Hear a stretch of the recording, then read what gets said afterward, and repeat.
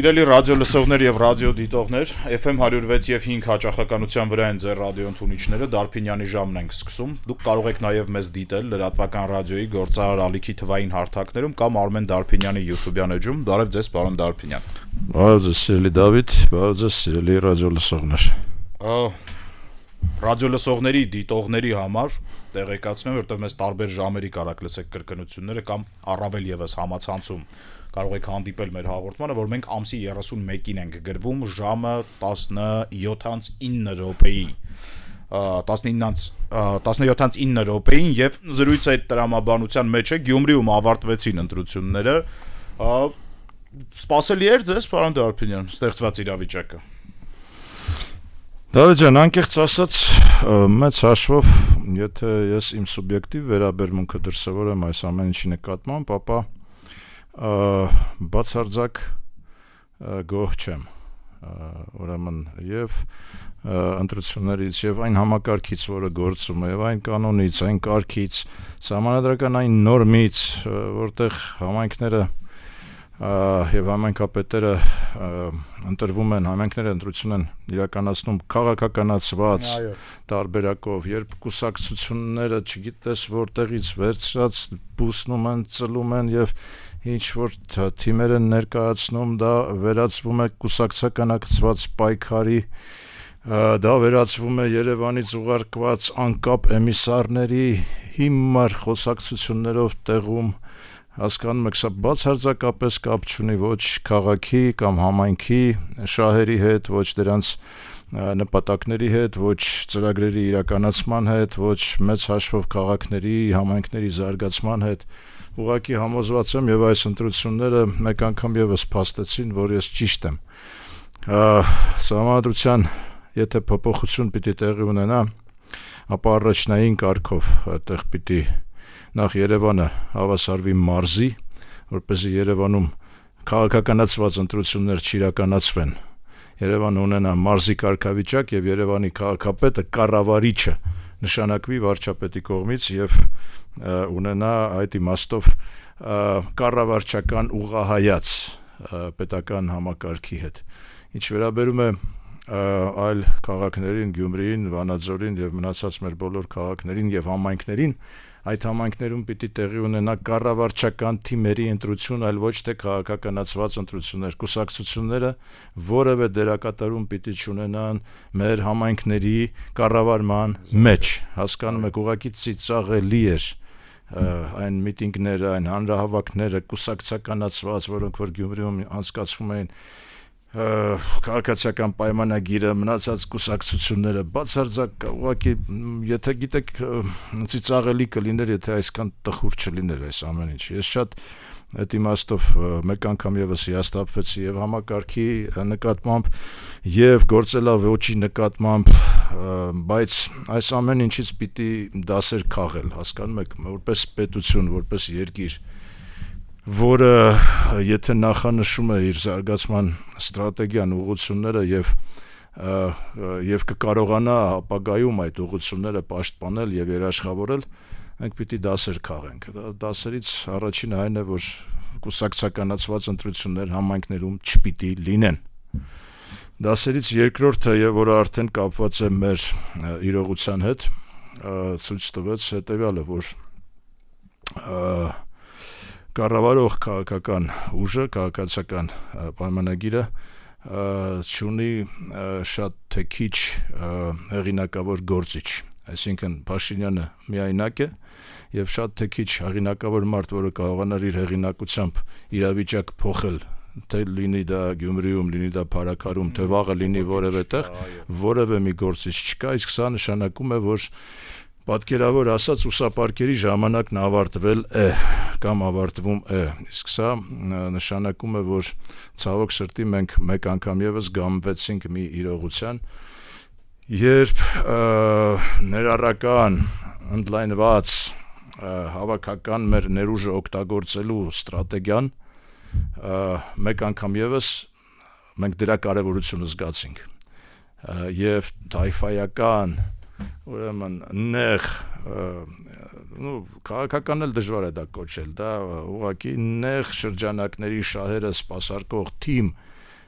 որը ստանձնել է քաղաքական կառավարումը, այս մոդելը եւս մոտ է վերջանալուն։ Միգուցե դա նաև դրական է, որովհետև մենք պիտի, եթե ուզում ենք գոյատևել առավել եւս զարգանալ, մենք պիտի հասկանանք, որ մեզ հարկավոր է ներառական, ամբողջ հայկական ուժի, ներուժի գործադրմամբ, ստրատեգիական ծրագրերի մշակում եւ իրականացում,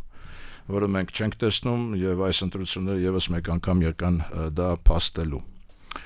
Երրորդ օրինաչափությունը կամ հետևությունը, որը մենք պիտի անենք, բացարձակ անհաղորդ եւ անտեղյակ են ռեգիոնալ եւ տեղային խնդիրներից, ուրեմն այդ քաղաքական կուսակցությունները։ Հասկանում եք, ուրեմն Գյումրին, Լենինականը, Շիրակի դաշտավայրը քիչ թե շատ ճանաչող մարդը պիտի հասկանար, որ ասենք օրինակ եվրոպական քարոզչությունը այնտեղ չի անցնի երբևիցե, հասկանում եք, եվրոպական քարոզչությունը չի կարող ունենալ այնտեղ ուրեմն բավականաչափ լուրջ հենք մեկ։ Երկրորդը նույնպես քիչ թե շատ ծանոթ է իրավիճակին, պիտի հասկանար, որ Գյումրին, Շիրակը այդ ժողովուրդը առավելագույնս պահպանողական է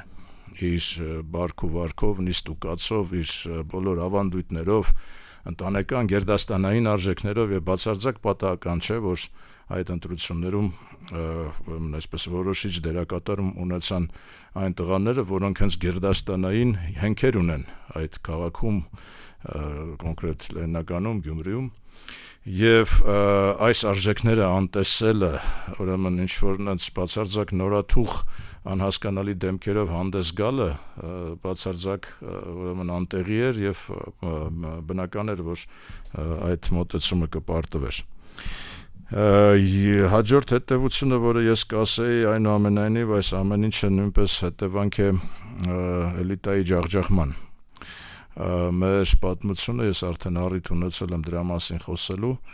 35-ամյա պատմությունը անկախ Հայաստանի կարելի է բնութագրել որպես երկրի եւ ազգային էլիտայի բնաջնջման պատմություն։ Ցավում եմ դրա համար, մենք պիտի հիմա ազգովի հասկանանք, որ էլիտայի ստեղծումը կարևորագույն խնդիր է եւ միայն դա կարող է մեզ պաշտպանել եւ երաշխիքը հանդիսանալ մեր հետագա հնարավոր զարգացումների եւ զարգացման։ Հաջորդը պիտի փաստենք, որ այս դիլեմայի մեջ իրական եւ պատմական Հայաստանի Գյումրին եւ Շիրակը շատ ավելի այսպես հակված են պատմական Հայաստանի եւ բացարձակ պատահական չէ, որ այսպես ասած հակաիշխանական դիրքերից հանդես եկող Վարդան Ղուկասյանը, որը բացարձակ օրինակ է պատմական Հայաստանի հռետորաբանության, այսպես ասեմ, հա, բացարձակ։ Վարդան Ղուկասյանն ասել է, որ ինքը LGBT համայնքին դեմ է եւ ով դեմ է կարող է գալ իր կողմը կանգնել եւ եթե ինքը իմանա, որ եկեղեցում հոգեվորական կա, որը LGBT համայնքի ներկայացուցիչ է, ինքը անձամբ կգնդա կահարի իրան եկեղեցում եւ կհանձնվի միանգամից։ Դա մեկ անգամ եւս գալիս է փաստելու, որ Վարդանը տրադիցիոն Գյումրվա պահպանողական, այսպես ասած, արժեքների կողմնակից է գերդաստանային հենք ունեցող գերդաստանները հարյուրավոր մարդիկ են իրենց մեջ, այսինքն դա մի հսկայական հզոր բանակ է եւ տվյալ դեպքում եւ Վարդանի եւ Մարտունի Գրիգորյան գերդաստանները հենց պատահական չէ, որ նրանք հաղթանակած են դուրս եկել որպես այդպեսին, բայց այնուամենայնիվ պատմական Հայաստանի իրողությունը մեկ անգամ եւս շեշտադրվեց։ Ոչ միայն շեշտադրվեց, նաեւ դրա բավական լուրջ տարածվածությունը մեր ժողովրդի մեջ նույնպես փաստագրվեց։ Ես պիտի ասեմ, որ շատ հետաքրքիր մի առանձնահատկության հանդիպեցի շվեյցարական ուրեմն անձնագրերում, Դավիթ, ուրեմն նշվում է մարդու ծննդավայրը եւ պատմական հայրենիքը, հասկանում եք, եւ դրանք տարբերվում են։ Նա մարդը կարող է ծնված լինի, ասենք, միտեղ, բայց պատմական հայրենիքը, որտեղ իր ակունքներն են, հայրը, պապերը որտեղից են գալիս, հա, պարտավոր է դա նշել իր ուրեմն անձնագրում եւ Շվեյցարիայի պետությունը տվյալ պարագայում հենց այդ նշումով տեր է կանգնում նրա պատմական հայրենիքին, հասկանում եք, անգամ եթե այդ պատմական հայրենիքը այսօրվա շվեյցարական տարածքում չէ, շվեյցարական սահմաններից ներսում չի։ Հիմա եթե շարունակելու են մեզ ստիպել, այսպես ասած, հրաժարվել մեր պատմական հենքերից, հիմքերից, պիտի ասեմ, որ սա բացարձակ անիմաստ ուրեմն մտավարժանքներ են եւ որովը չի ստացվելու իրանց։ Ուղղակի չի ստացվի, այո, ուղղակի չի ստացվի եւ ուղղակի ժամանակ կկորցվի մեկ մենք կկորցնենք նաեւ որոշակի դիրքեր մեր միջազգային ասպարեզում մեր բանակցային ուժեղ դիրքերի տեսանկյունից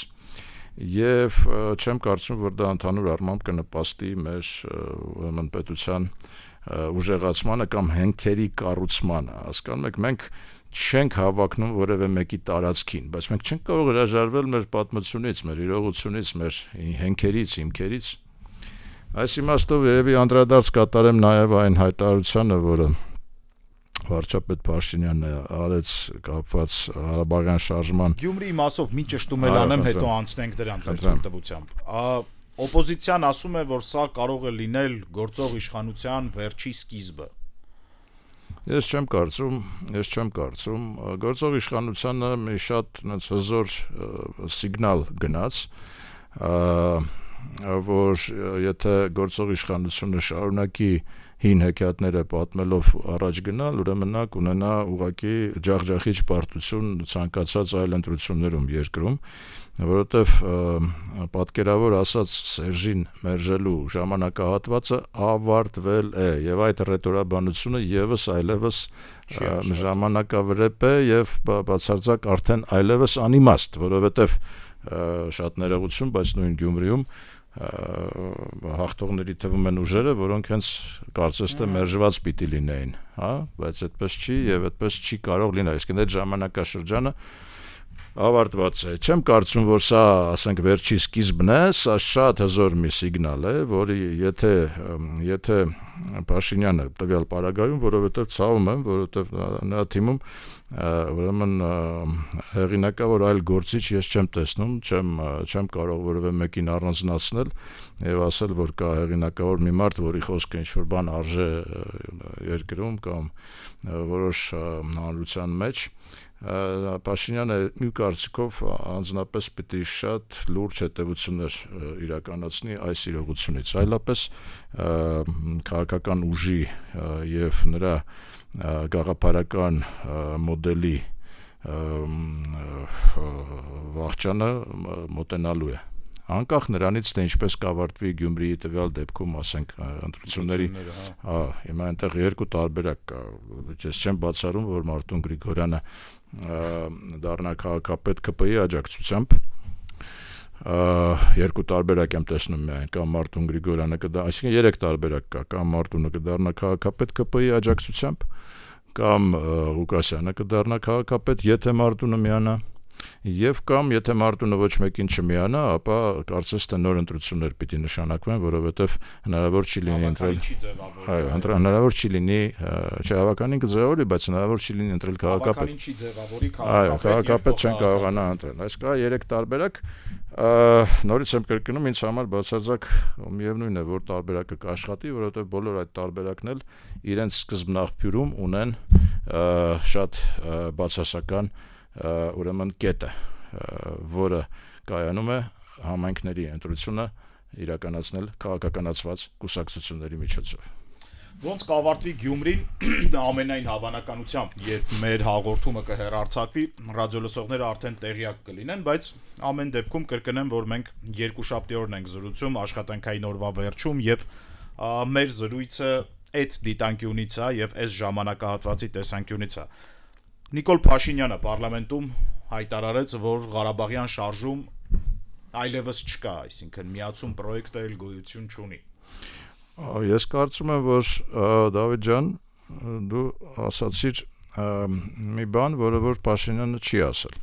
Եթե Փաշինյանը շարունակեր իր միտքը, ասելով, որ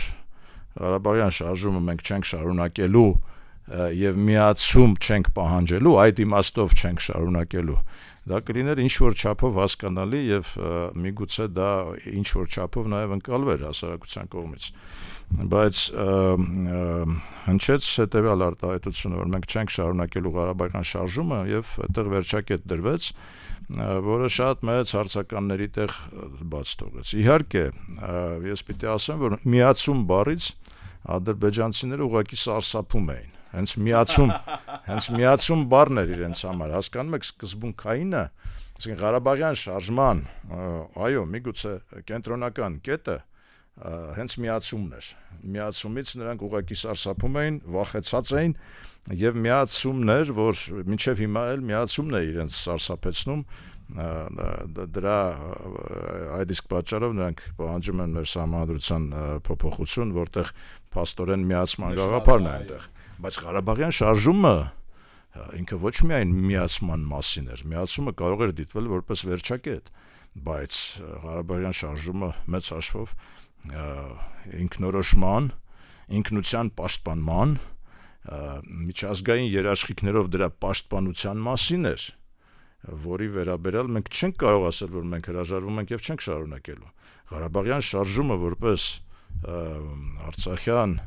մեր հայերի պատմամշակութային ժառանգության, նրանց ապրելու իրավունքի, ուրեմն նրանց բոլոր մնացած իրավունքների դրսևորման անհրաժեշտությունը ապահովելու միջոց այդ շարժումը պիտի շարունակվի, նա չի կարող չշարունակվել։ Այսօր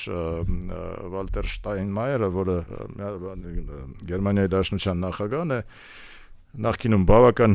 հարգված քաղաքական գործիչ, Գերմանիայում արտգործնախարար էր երկար տարիներ, հիշում եք, այսօր Հայաստանում մենք ողջունում ենք նրա այցը, Շտայնմայերը մի հաղորդագրություն էր, գրագրություն էր ունեցել ուրեմն իր X բանում, Twitter-ում, որտեղ մեկ անգամ եւս շեշտել էր Ղարաբաղյան հայերի իրավունքների մասին։ Այսինքն Ղարաբաղյան շարժումը որպես իրավունքների պաշտպանության, պետականորեն պաշտպանման շարժում պիտի գոյություն ունենա, դա չի կարող, մենք չենք կարող չշարունակել։ Հիմա Փաշինյանը որպես քաղաքական գործիչ կարող է չշարունակել, դա իր քաղաքական տեսակետն է, բայց այ ժողովուրդը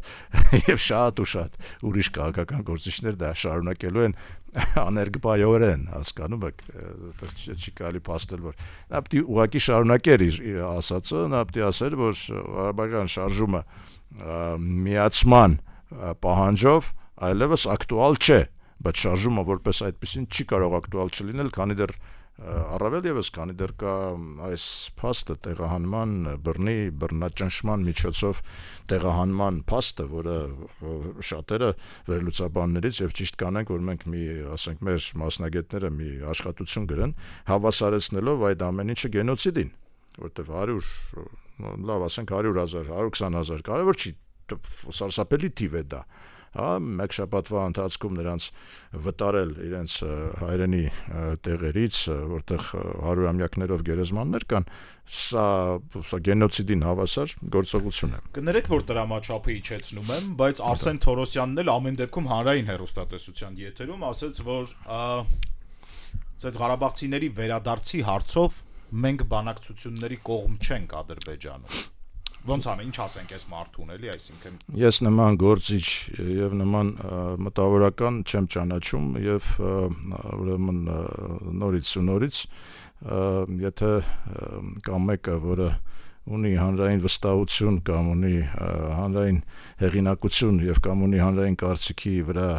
ներազդելու հնարավորություն, դրա մասին կարելի է խոսել, այսինքն ձեր նշված անձնավորության մասին ես որևէ բան ասել չեմ ուզում կամ նրա արտահայտած մտքերը առավել եւս հանրային հեռուստատեսությամբ կարևոր չի ինչով է հայտարարում, հասկանում եք, վաղը նա կարող է CNN-ով հանդես գալ, ուրեմն տարբեր այլ լրատվամիջոցներ դա որևէ նշանակություն չունի։ Ես ձեզ հավաստիացնում եմ, որ հայ ազգային գենոմի մտածելակերպի ուրեմն քաղաքակրթական արժեքների վրա դա 0 ազդեցություն ունի ուղղակի, եթե ոչ բացասական իր քաղաքական թիմի նկատմամբ նրա հայտարարությունը, որովհետեւ արժեք չներկայացնող հայտարարություններ են դրանք։ Անիմաստ է քննարկել անգամ, այո։ Հիմա, այսինքն Ղարաբաղյան շարժումը ինքնորոշման իրավունքի եւ ժողովրդի իրավունքների պաշտպանության տեսանկյունից մենք պիտի շարունակենք։ Եթե Նիկոլ Փաշինյանը որպես քաղաքական գործիչ պատրաստ չէ դա շարունակել, դա իր իրավունքն է։ Դա իր քաղաքական դիրքորոշումը կարող է լինել, բայց դա չի նշանակում, որ շատ-շատերը, միգուցե նաև մեծամասնությունը դրան համաձայն լինի, որովհետև դա կնշանակի, գիտեք, հիմա այդ քննարկումները եւս կան, այսինքն մենք հրաժարվում ենք ընդհանրապես երրորդ հանրապետությունից եւ ամեն ինչը ջնջում ենք, սկսում ենք նորից չորրորդ հանրապետությունից, դե հիմա ամեն ինչը փորձեցին ջնջել, արդյունքում ստացան Վարդան Ղուկասյան։ Հասկանում եք, ըստ որում երկու Վարդան Ղուկասյան ստացան, հա, մեկը ստացան Միացյալ Նահանգներից, մեկը Լեննականից։ Հիմա երրորդը կծնվի մի տեղ Սյունիքում, համոզված եմ ուղղակի, մեկը կար Իմիջիայլոց, Սերժ Սարգսյանի ժամանակ մեկը կար այդտեղ բանում Սյունիքում։ Էլի կծնվի, հասկանում եք, հիմա չի կարելի, ակունքներից հրաժարվել չի կարելի, որտեղ դա ուղղակի ազգային իմունիտետի խնդիր է սա, հասկանում եք, դու չի կարելի, ոչինչ քեզանից չներկայացնելով, ասենք ամեն ինչը ջնջես եւ փորձես պատմությունը կամ ազգիտ եղելությունը սկսել ինչ-որ զրոյական կետից։ Դա չի կարելի։ Ուղղակի դա չի ստացվի դա։ Չի ստացվի եւ դու ինքդ քեզ զրկում ես շատ ու շատ լուրջ արգումենտներից։ Դավիթ ջան, մի քանի խնդիր, որ թելադրված է միջազգային, այսպես ասած, անցուդարձով։ Հիմա ուզում ասել, որ աշխարհում շատ անկայուն իրավիճակ է։ Մենք տեսնում ենք, որ իհարկե Միացյալ Նահանգների ընտրությունները բերեցին այդ անկայունության ավելացմանը եւ անորոշություններ են հայտնվել աշխարհում։ Անորոշությունները, գիտեք, եթե դրան պատրաստ չլինես, ապա դա շատ բացասական երևույթ է։ Բայց եթե դու պատրաստ ես, կարող ես օգտվել։ Իհա տեսեք, ասենք, այն երկրները, որոնք ունեն սոցիալական հենք, որոնք ունեն գաղափարական հենք, որոնք ունեն ձևավորված հարյուրամյակներով ձևավորված ավանդույթներ, այդ թվում դեմոկրատական ավանդույթներ, կարողանում են օգտվել այս իրավիճակից։ Միացյալ Նահանգներից կապիտալը արտահոսք է, կապիտալի արտահոսք է տեղի ունենում։ Ուր է գնում կապիտալը։ Շվեյցարիա, Իսրայել, հասկանում եք, այսինքն Միացյալ Նահանգներից կապիտալը գնում է Շվեյցարիա, որովհետև վստահ է շվեյցարական համակարգի վրա։ Իսրայել, որովհետև վստահ է, որ Իսրայելի պետությունը երբևիցե ուրեմն չի մատնելու, չի մտնելու, չի բանկային գաղտնիքը չի բացահայտելու, չի բացելու, չի տրամադրելու որևէ մեկին։ Ինչ արեցինք մենք։ Բանկային գաղտնիքը բացեցինք այն աստիճան, որ ցանկացած հարկային ինսպեկտոր շատ ներողություն կարող է մտնել ցանկացած մեկի բանկային հաշվի մեջ եւ ուրեմն այնտեղ զվարճանա, այսպես ասած, հասկանում եք, հետո այդ ինֆորմացիան տրամադրի ում ուզում է։ Իր հարևանին, խայտարակ վիճակ է։ Դավիթ, ես մեկն եմ, որը բանկային գաղտնիքի մասին, բանկերի բանկային գործունեության մասին դեռևս 30 տարի առաջ այդ օրենքների վրա եմ աշխատել եւ մեկն եմ, որը կարող է ասել, որ հեղինակներից մեկն եմ այդ օրենքների, հատկապես բանկային գաղտնիքի մասին օրենքի ֆանտաստիկ կարևոր օրենք էր։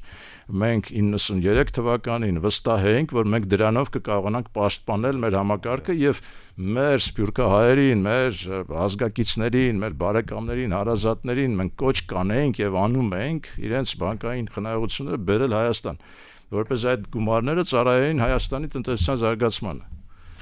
Հիմա մենք ինչ արեցինք 30 տարվա ընթացքում մենք ուղղակի զրոյացրեցինք բանկային գաղտնիքի ինստիտուտը։ Եթե ցանկացած հարկային մեկը ուրեմն իր ուղղակի սուբյեկտիվ դրդումներով կարող է այդ տեղեկատվությունը ստանալ, դա մի խայտարակ վիճակ ենք մենք ստեղծել։ Հիմա կոնկրետ դրա հետ կապված։ Ուզում եմ շեշտել, որ Թրամփը էլ ավելի սրեց հակասությունը արևմտյան աշխարհի ներսում, հայտարարելով, որ պարզվում է Եվրամիությունը ուրեմն մեծ վնաս է հասցրել, ասաց բարեկամներ կան, որ թշնամիներից էլ բետար են, ասում է նախագահ Թրամփը եւ նկատի ունի Եվրամիությանը, եւ մի թիվ է հայտարարում մոտ 36 ուրեմն տրիլիոն ասում եմ մենք այդքան վնաս ենք կրել եվրոպացիներից, որովհետև իրենք տարիֆներ են սահմանել մեր ապրանքների վրա, իսկ մենք ուրեմն ուղղակի donation, այսինքն դոտացիաներ ենք իրականացրել իրենց տնտեսություններում։ Խայտարակ իրավիճակ է, որից մենք կարողանայինք օգտվել, նորից եմ կրկնում, եթե կարողանայինք կուռ համակարգը մեր ստեղծեինք եւ ունենայինք մեր արժեքային համակարգը, որից չշեղվեինք։ ոչ թե մենք ամեն մի ուրեմն նոր զարգացման этаպում, ասենք, նոր բան ենք ստեղծում, ամեն ինչ ջնջում ենք, նորից հեղափոխական սկզբունքով երրորդ հանրապետությունը ջնջում ենք, ոչ մի բան չի եղել, չորրորդն ենք ստեղծում եւ այլն։ Հաջորդը, որ ուզում եմ ասել, էլի նույն պատմությունից է, մենք տեսնում ենք, որ այս անորոշությունից օգտվելով Արաբական Էմիրությունները դառնում են միջազգային առևտրային գործարքների ուրեմն համար մեկ կենտրոն։ Դրանք անգամ որոշակի գործառույթներ առևտրային տեսանկյունից միջազգային առևտրի կազմակերպման արդեն վերցրել են եվրոպական երկրներից, ել չեմ ասում Միացյալ Նահանգներից։ Եվ ես հիշեցի, որ դեռևս տարիներ առաջ, տասնամյակ, միգուցե 2 տասնամյակ առաջ, 2010-ական թվականներն էին, երբ էստոնացիները մի համակարգ մշակեցին, որ կոչվում էր e-residence, այսինքն էլեկտրոնային ռեզիդենտություն էին տրամադրում յուրաքանչյուրին, ով պատրաստ էր գրանցել իր բիզնեսը Էստոնիայում էլեկտրոնային կերպով եւ իրականացնել, օգտվել բոլոր հնարավորություններից, Էստոնիայի բանկային հնարավորություններից, Էստոնիայի ֆինանսական հնարավորություններից, միջազգային ուրեմն բոլոր նրա համաձայնագրերից եւ այլն, եւ ֆիզիկապես ներկա չլինելով այդ երկրում, լինել էլեկտրոնային ռեզիդենտ եւ իրականացնել առևտրային գործառնություններ հանգիստ վճարելով հարկերը Էստոնիայի կառավարությանը։ Մարդիկ հազարավոր տնտեսավարողներ ամբողջ աշխարհից, կարծեմ մոտ 100-ից ավել էլ հայեր կան այնտեղ, որոնք գրանցեցին իրենց բիզնեսը եւ օգտվեցին այդ հնարավորությունից։ Ես կոչ եի անում հայաստանյան կառավարությանը, ընդօրինակեք, լսեք, կա աշխարհում կա լավագույն օրինակը, ընդօրինակեք, ստեղծեք հայաստանյան էլեկտրոնային ռեզիդենտության համակարգը, որ մարդիկ գրանցվելով որպես հայաստանյան կազմակերպություններ, ընկերություններ իրականացնեն առևտրային գործառնությունները։ Մենք այսօր օգտվում ենք կամ սև կամ գորշ ինչ-որ սխեմաներով, երբ մենք խոսում ենք սանկցիոն ապրանքների, այսպես ասած, տարանցիկ կենտրոն, տարանցիկ հնարավորություն ստեղծելու մասին, մենք ուղղակի օգտվում ենք կամ սև սխեմաներով, մեր բիզնեսմենները ես նկատի ունեմ, կամ սև սխեմաներ են օգտագործում, կամ գորշ։ Ես կարծում եմ, որ մենք նման շռայլություն հնարավորությունների բաց թողնման իմաստով իրավունք չունենք։ Հետո ինչ հիշեցի հիմա, ասենք, հարկային օրենսդրությունը այն աստիճան անգրագետ անպատասխանատու ձևով ենք փոխում, որ օրինակ հիմա մեր երկրում փաստաբանական ծառայությունները հիմնականում անցան ուրեմն ստվերային համակարգ, ստվերային շրջանառություն, ավելացված արժեքի հարկ դրեցին, հարկային համակարգը փոխվեց, հիմա դու ցանկացած փաստաբանի, որ դիմես, ցանկացած մեկը մեր ռադիոլսողներից եւ YouTube դիտողներից, ցանկացած մեկը, եթե ունենա փաստաբանական ծառայությունների կարիք, կառնչվի հետեւյալ իրողության հետ։ Գումարները կպահանջվեն կանխիկ եւ շրջանառությունը անցավ ստվերային ոլորտ։ Ինչով է սա պայմանավորված։ Դիլետանտիզմով, բիզնեսի ոլորտը պիտի կառավարեն եւ կարգավորեն մարդիկ, ովքեր այդ ոլորտից բան են հասկանում։ Ես անկեղծ ասած մեր բիզնեսի ոլորտը կառավարողներից որ նայում եմ, որովհետեւ մեկին չեմ տեսնում, որ ունենա իր սեփական, ասենք, բիզնես հաջողությունը, որ մի կոպեկ իր սեփական խելքով աշխատած լինի, ոչ թե բլա-բլայով քաղաքական հիմար բառերով, այսպես ասած, բառապաշարով, այլ իր շնորհքով, ուրեմն ինչ-որ բաների հասած լինի։ Ես չեմ տեսնում, այդ բիզնեսի ոլորտը կառավարող որևէ մեկը չկա, որը եկած լինի բիզնեսի աշխարհից եւ հասկանա բիզնես աշխարհի առանձնահատկությունները, օրինաչափությունները եւ ուրեմն կայացնի որոշումներ, որոնք որ օգտակար են բիզնեսին, այլ ոչ թե հակառակն են։ Հիմա տվյալ դեպքում մենք խաթարել ենք փաստաբանական ծառայությունների շուկան, ուղղակի հիմար որոշումներ կայացնելով։ Ես ձեզ ասում եմ, փաստագրում եմ, ցանկացած փաստաբան կարող է, իհարկե իրենք հիմա չեն ասի, այո, մենք տենց իրենք չեն ասի, որ հիմա մենք անցանք բան կանխիկ շրջանառության, բայց իրականությունն եմ ես ասում, չէ՞։ Այդտեղ մի խնդիր կա, որի վրա ինձ իրավաբաններն էլ իմ ուշադրությունը հրավիրել են, դրանով փաստացի ստացվում է, որ որևէ իրավաբան պրոբոնո գործեր չի կառավարի, այսինքն անվճար, իսկ յուրիսպրուդենցիայի որպես գիտություն հիմքը հիմնականում անվճար արվող գործերն են, որոնք որ ասենք պրեցեդենտ են դառնում, կներեք։ Այո, պրեցեդենտ։ Այսինքն ինչը շատ կարևոր բան է իրավագիտության համար ընդհանրապես։ Գիտեք, կայացնում են, որ այսինքն այո, նախադեպային բան են ստեղծում, որպեսզի հետագայում արդեն այդ դեպքը օգտագործելով այդ նախադեպային գործերը հիմնականում անվճար են արվում, որովհետև իրանք դրա համար ալ։ Հիմա ասում են իրանք դա սահմանափակում են, իրավաբանները հակված չեն լինելու էլ նմանատիպ գործեր վերցնեն, ինչը էլի խնդիր է, արդեն գիտական տեսանկյունից։ Մի քանի դեպք այդպիսի ունեցել եմ, երբ նախադեպային իրավունք ենք փորձել առաջ տանել մեր փաստաբանական տարբեր իմ, այսպես ասած, պարտներների հետ միասին եւ որոշ դեպքերում հաջողել ենք, ասեմ ձեզ։ Այո, փաստաբանները շահագրգիռ են նոր դաշտ բացել իրավագիտության մեջ, որպեսզի հետագայում արդեն օգտվել, այսինքն փողը կաշխատեն ոչ թե առաջին դեպքից, նախադեպից, այլ հետագայում, track record են բացում, այսպես ասած։ Հիմա ինչ հետաքրքիր մի բան տեսա, ուրեմն պարզվում է Ռուսաստանում կա վիզայի հետևյալ ձևը, որը կոչվում է ուրեմն հոգևոր բարոյական արժեքների ուրեմն վիզա։ Սա ինչ է նշանակում։ Սա նշանակում է ենթադրենք, նորից վերադառնանք մեր Վարդանին Ղուկասյան Գյումրեցի։ Ուրեմն սա նշանակում է օրինակ, որ եթե կա ենթադրենք եվրոպացի, որին բացարձակ ուրեմն որի պատկերացումներին եւ արժեհամակարգին բացարձակ հակառակ է, օրինակ LGBT-ի ուրեմն կանոնները, բարքերը, դրանց ասենք զույգերի օրինականացումը, զույգերի կողմից ենթադրենք երեխաների որդեգրումը եւ այս արժեքները նրանց հակառակ են, նրանք կարող են Ռուսաստանում ստանալ բարոյական հոգևոր վիզա կարգավիճակ շատ հետաքրքիր բաներ, ինչու, որովհետև իմ կարծիքով, եթե մենք այս 30 տարին կամուն տված չլինենք, 34.5 տարին եթե կամուն տված չլինենք, մենք կարող ենք օրինակ հանդես գալ քրիստոնեական վիզայի տրամադրման որպես կենտրոն, բայց դա Muslim free երկիր ենք ռեգիոնում, ամենայն հարգանքով մեզ բարեկամ իսլամական պետություններին։ Իմիջիայլոց հարգանքով, բայց դա էլ նշենք, որ Ռամադան էր, մի երեք վերջացավ, ես չնկատեցի, որ մեր պետությունը կամ մեր հասարակության ինչ-որ ներկայացուցիչներ դրա կապակցությամբ շնորհավոր էին մահմեդական մեր բարեկամներին, այնուամենայնիվ երբևիցե մահմեդականներին չի կարելի դիտարկել որպես թշնամիներ։ Ես անցած շաբաթ իմ լավ բարեկամին հյուրընկալեցի, իմ լավ ընկերոջը,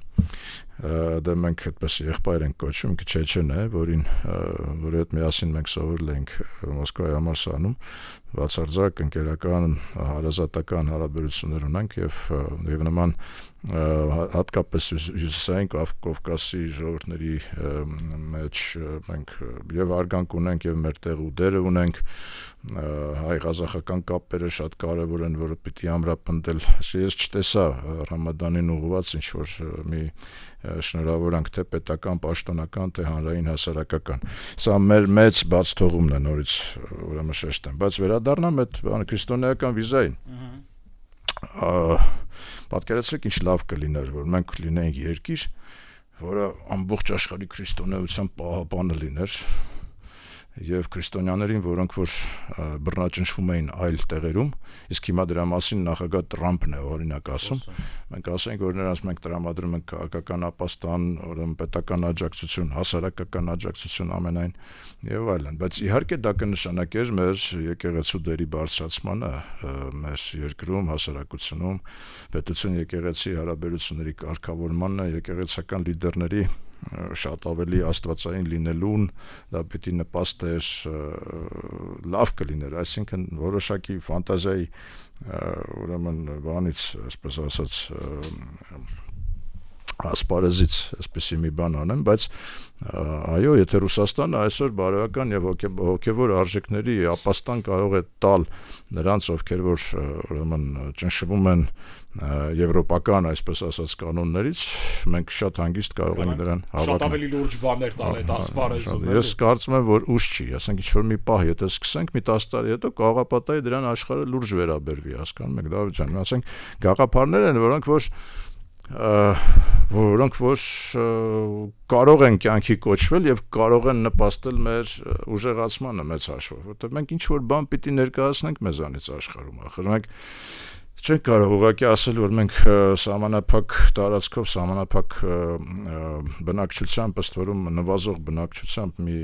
բան ենք, զանգված ենք, որը ոչ մի բան չի ուզում բացի ուրեմն հարևանների հետ խաղաղության եւ ոչ մի բան չի ուզում բացի կուշտ ուտելու, հնարավորին չափ կուշտ ուտելու, էլի այդ հնարավորությունից։ Ես կարծում եմ, որ սա պիտի մենք հաղթահարենք, ուղղակի հաղթահարենք, մենք այդ աստիճանի փոքր եւ թույլ երկիր ու ժողովուրդ չենք եւ նորից տեսեք Ադրբեջանը ստացավ անցյալ շաբաթ իրավունք Իսրայելի ուրեմն բանում տիրույթում գազի արդյունահանման իրավունք եւ լիցենզիա ստացավ Սոկար ընկերությունը ադրբեջանական, հա։ Հիմա ինչ ասես սրան։ Պիտի ասես, որ ես տպավորված եմ, ուրեմն, այո, նրանց հաջողություններով։ Համաշխարհային բան կա, չէ՞, տենց միջին տերություն տերմին կա, չէ՞, նոր ոչ թե։ Այո, բայց ինչու, որովհետև հստակ, հաստատակամ, նպատակասլաց